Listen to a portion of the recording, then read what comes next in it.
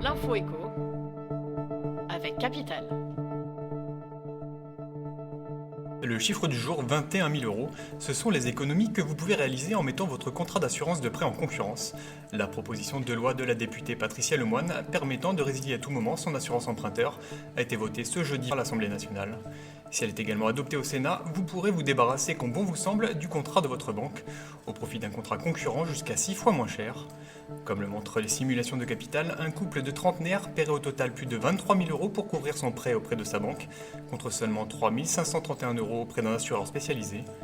Encore plus impressionnante, les économies réalisées par un couple quinquagénaire avoisinent les 21 000 euros sur la totalité du prêt. Le coup de gueule du jour risque d'être poussé par les clients de banque à la vue des taux que ces dernières proposent actuellement sur leur livret d'épargne. La plupart ont en effet abaissé les rendements servis sur ces produits fiscalisés au plancher. J'ai plutôt 0,02% par an chez BNP Paribas et 0,05% pour l'écrasante majorité du marché. Et le pire vous attend puisque certains de ces établissements vont encore diminuer cette rémunération en 2022. Seuls quelques acteurs comme AXA Bank, Distingo, Cashbee et son partenaire MyMode Bank tirent leur épingle du jeu, avec des taux comparables à celui du livret A. Pas de quoi faire rêver donc, alors même que l'inflation galopante érode plus encore le rendement réel de votre épargne. Mais des solutions existent pourtant pour faire fructifier vos économies. Plus de détails sur notre site. L'info pratique capitale, devez-vous craindre une éventuelle faillite de votre fournisseur d'énergie ? Avec la flambée des cours du gaz et de l'électricité, certains opérateurs alternatifs ont des difficultés à honorer leur contrat de fourniture, si bien qu'un grand nombre d'entre eux ont sérieusement augmenté leurs tarifs et ou n'acceptent temporairement plus de nouveaux clients.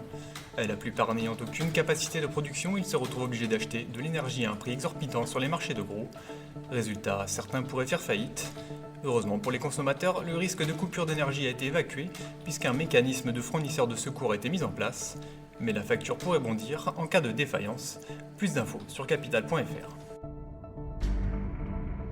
Et on termine par la soirée Rome au ministère des Outre-mer qui fait polémique depuis plusieurs heures.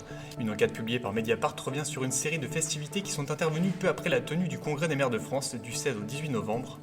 Parmi elles, cette fameuse soirée avec des élus ultramarins agglutinés dans une des salles du ministère devant un bar à Rome, sans qu'aucun geste barrière ne soit respecté. Si Sébastien Lecornu était présent, il aurait porté son masque, précise son ministère. À gauche, Jean-Luc Mélenchon a fustigé une soirée où le ministère fait la fête en pleine crise en Guadeloupe. Le gouvernement s'est défendu en expliquant que les règles sanitaires avaient été respectées. Le ministre des Outre-mer a aussi voulu rappeler qu'il n'y avait pas de limite de jauge depuis le 30 juin pour les établissements recevant du public et que le pass sanitaire pour l'ensemble des participants avait été contrôlé. C'était l'info éco avec Capital.